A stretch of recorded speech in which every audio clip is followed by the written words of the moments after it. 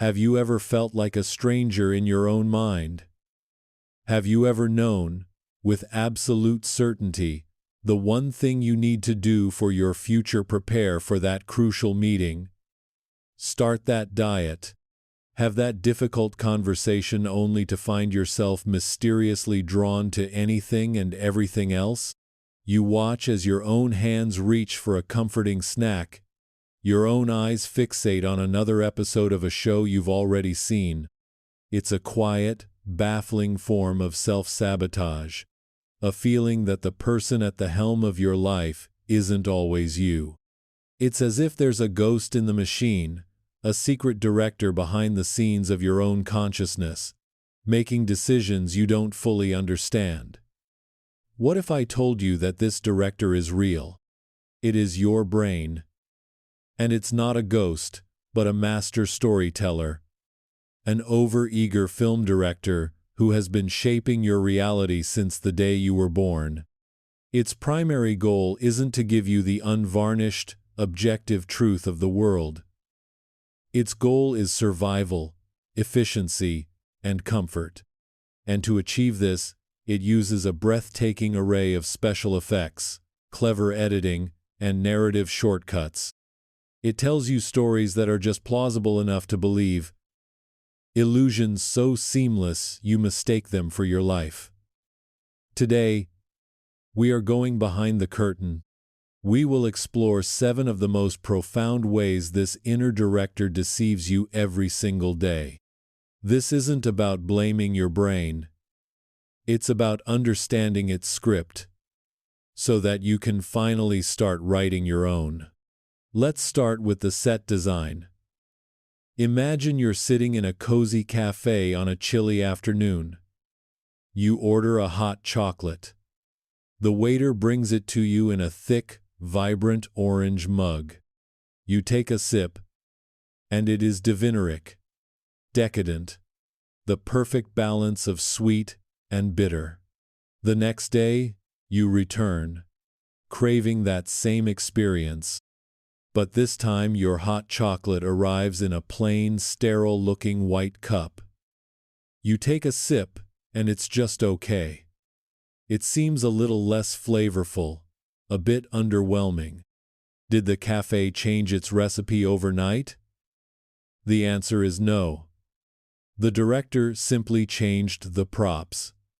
Research has consistently shown that the color of our dishware dramatically alters our perception of taste. Our brain, the storyteller, has a pre-written script that says warm colors like orange and cream equal warmth, richness, and comfort. So, when it sees the orange mug, it enhances the flavor data coming from your tongue, turning up the volume on the experience. The white cup doesn't trigger the same association, so the flavor is perceived as it is, without the added special effect. This isn't just about hot chocolate. Studies reveal that strawberry mousse tastes sweeter and more intense on a white plate compared to a black one. Lemon scents seem more potent from a yellow dish. Cool-colored glasses make water seem more thirst-quenching. This is the first, simplest clue that what you perceive as objective reality, the taste of your foodies, actually a co-production between your senses and the stories your brain tells about them. Your brain doesn't just process information, it interprets and enhances it based on a lifetime of learned associations. It's a subtle deception, but it's happening with every meal you eat, every sip you take. Now let's move from the set design to the special effects your inner director uses on your own body. Raise your right hand. Now, raise your left. Which one feels, in your mind's eye, more capable, more dexterous, perhaps even longer? If you are right-handed, there is a strong probability that you experience a persistent, low-level illusion that your right hand is slightly longer than your left. Studies have confirmed this fascinating perceptual distortion. For right-handed individuals, the brain subtly stretches their perceived sense of space around their dominant hand, creating the feeling that it has a slightly greater reach. You might feel you can snag that object just out of reach more easily with your right hand, even if the physical distance is identical for both. This isn't a conscious thought. It's a built-in bias, a special effect programmed by your director to streamline your interactions with the world. The brain dedicates more neural resources to the dominant hand. It's the star of the show when it comes to physical tasks. To make its job easier, the director cheats the perspective, creating a hero hand that seems inherently more competent. Interestingly, this illusion doesn't typically appear in left-handed individuals. Perhaps because they live in a world designed primarily for the right-handed, they are constantly forced to adapt and use their non-dominant hand, preventing the brain from creating such a strong, biased narrative. This is a powerful example of how our brain isn't just a passive observer of our body. It actively shapes our felt sense of our physical selves to align with its own script of efficiency and preference. It's a lie, but it's a useful one. A little trick of the light to make navigating the world feel a fraction of a second smoother. This brings us to one of the most profound and often painful deceptions, one that lies at the very heart of procrastination and self-destructive behavior. It's the story of future you. Think about that important task looming tomorrow. You know you should prepare. But in this moment, the comfort of your couch, the allure of your phone, the simple pleasure of a cup of tea feels infinitely more real and compelling. Why do we mortgage our future happiness for a fleeting moment of present comfort? The reason is a startling quirk in our brain's storytelling. According to research, particularly the work of psychologist Hal Hershfield at UCLA, when we think about our future self, our brain activity looks remarkably similar to when we think about a complete stranger. Let that sink in. The person who will have to wake up early tomorrow and deal with the consequences of your inaction tonight is, in the eyes of your brain's director, not really you. He's a different character in the movie, an unknown actor who will show up later on set. Your brain, in its quest for immediate comfort and energy conservation, creates a narrative of disconnection.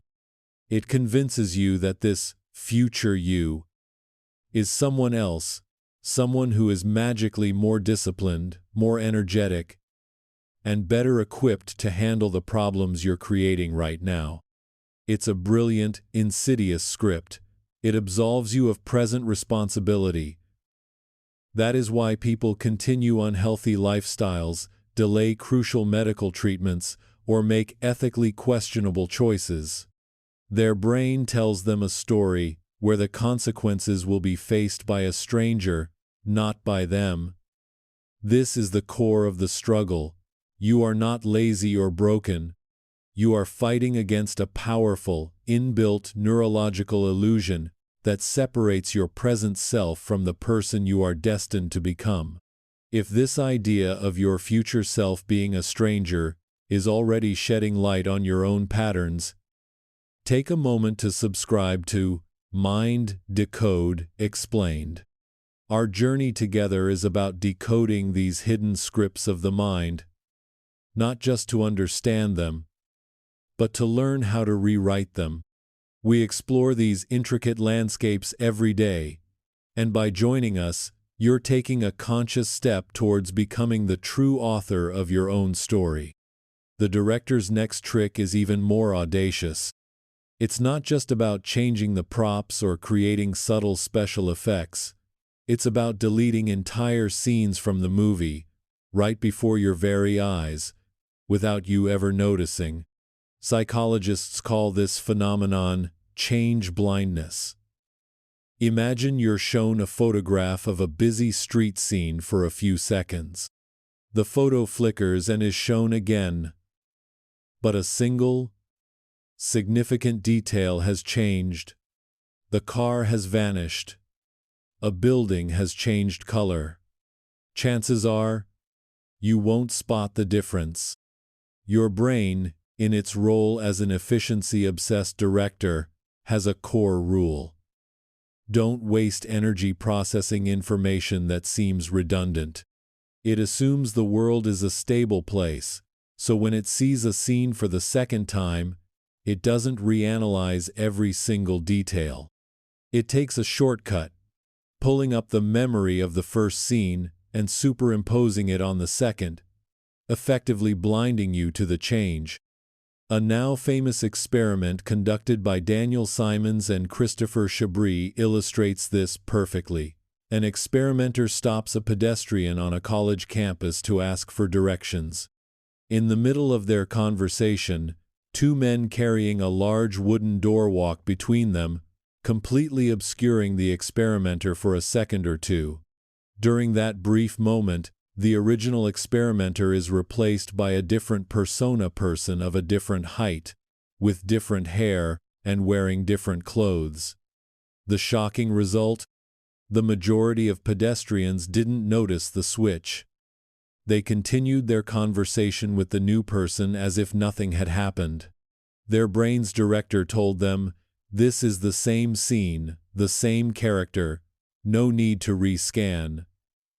Action. This isn't a sign of foolishness, it's a testament to the brain's extraordinary ability to filter out the overwhelming flood of sensory data we face every moment. It decides what's important to the plot in this case, the task of giving directions, and edits out everything else. It reveals a fundamental truth. We don't see the world as it is. We see a heavily edited, simplified version produced by our brain, a movie where major continuity errors go completely unnoticed. The deceptions continue, often becoming most potent right after a moment of triumph. Have you ever been on a strict diet, managed to lose a few pounds, and then immediately rewarded yourself with a large slice of cake, undoing your progress? This isn't just a lack of willpower, it's a psychological phenomenon known as self-licensing, and your inner director is an expert at writing this scene into your life script. A compelling study highlighted this perfectly. Researchers took two groups of people who were successfully dieting. The first group was praised for their progress and their commitment. The second group, while also successful, received no such validation. Afterwards, both groups were offered a reward for their participation, a choice between a healthy apple or a decadent bar of chocolate. The results were staggering. In the group that was praised, a whopping 85% chose the chocolate bar. In the group that wasn't praised, only 58% chose it. What happened? The praise acted as a license for the brain. The director whispered a new line of dialogue. "You've been so good. You have proven you are a healthy person. Therefore, this one indulgence doesn't count. It's an exception." The initial success becomes the very justification for the subsequent failure. This is a critical insight for anyone trying to break a bad habit or build a good one. When you congratulate yourself for a week of sobriety, your brain might use that very achievement as a license to have a drink. When you celebrate a productive morning, your brain may justify an afternoon of idleness. It's a paradoxical loop. The brain seeks justification for indulgence, for taking the path of least resistance and conserving energy. And what better justification is there than your own recent success? It's a plot twist that keeps many of us stuck in cycles of progress and regress, all because our director is so good at convincing us we've earned the very thing that will undermine our goals. The lens through which your inner director shoots the world is not clear glass. It is warped and tinted by your deepest insecurities. How you see others is often a direct reflection of how you feel about yourself.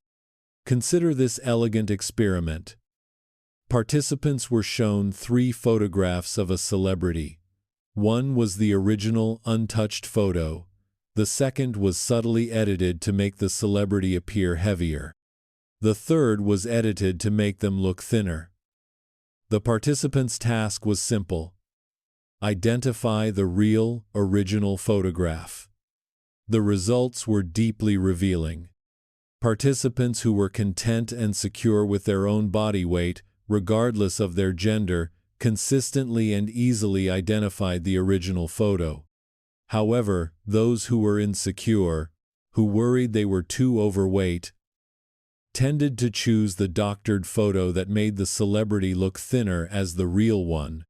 Conversely, those who worried they were too thin tended to select the heavier version as the authentic one. This isn't about vision. It's about projection. Our brain distorts external reality to align with our internal narrative of lack. If you feel inadequate, your brain may project an idealized, better version onto others, assuming they don't share your perceived flaws. This is a mechanism that can fuel tremendous social anxiety and comparison. It's what Brené Brown touches upon when she speaks of how shame makes us feel utterly alone in our struggles. Our brain's director tells us a story that everyone else has it figured out, that other people are naturally confident, thin, successful.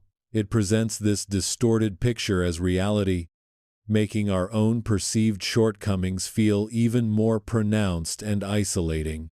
We end up comparing our real, messy, behind-the-scenes footage to the curated highlight reel our brain projects onto everyone else. The deception isn't out there in the world, it's in the camera lens of our own mind. And now, we arrive at the final, most mind-bending, and ultimately most empowering deception of all. It is the secret that unlocks the potential to change everything we've discussed. The brain, for all its complexity, cannot fundamentally distinguish between a vividly imagined experience and a real one. Let me repeat that. Your brain reacts in nearly identical ways to what you do in the real world and what you vividly imagine yourself doing. This has been demonstrated in countless studies. In one, a group of people was asked to practice a simple piano melody, while a second group was asked only to sit in front of the piano and imagine practicing the same melody, visualizing their fingers pressing the correct keys. Brain scans revealed that the changes in the motor cortex, the part of the brain that controls movement, were astonishingly similar in both groups. The brain rewired itself for playing the piano, whether the fingers actually moved or not. In another experiment, participants who were asked to vividly imagine eating a meal, going through the motions of chewing and swallowing in their minds, actually reported feeling less hungry afterwards. Their brain released the same satiety signals as it would have with real food. This is the director's ultimate illusion. The special effects are so good, they trigger real-world biological consequences.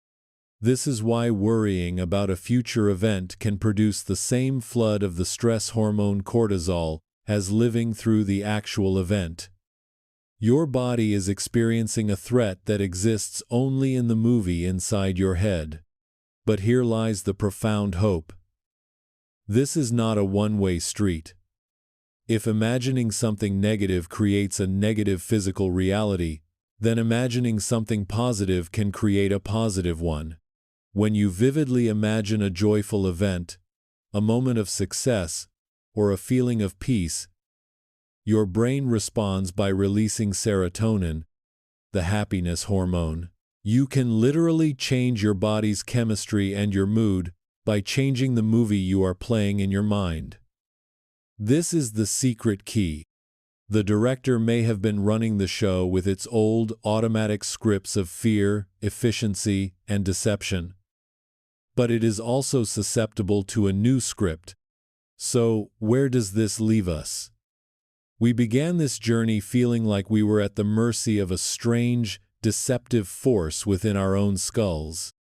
We've seen how this inner director manipulates our taste with color, distorts our sense of our own bodies, casts our future self as a stranger to justify procrastination, and edits reality so seamlessly that we don't even notice when the main character in our life is swapped out. We've seen how it uses our successes to license our failures and how it projects our insecurities onto the world around us. It would be easy to feel discouraged, to feel like we are living in a matrix of our brain's own making.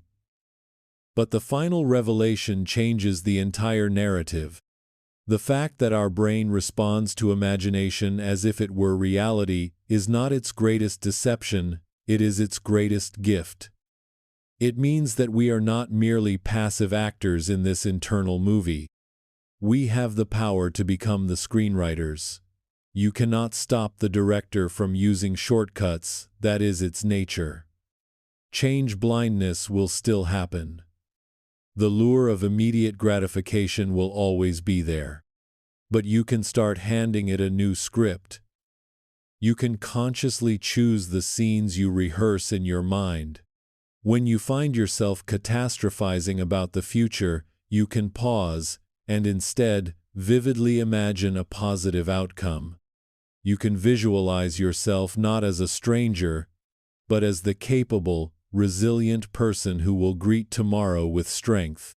You can see your success not as a license to indulge, but as proof of your capability to achieve more. The old stories, the ones about not being good enough, the ones that separate you from your future, the ones that isolate you in your struggles will still be in the director's library. But they don't have to be the movie you play today. You have a choice. Pick up the pen. Imagine the story you want to live. Rehearse it. Feel it.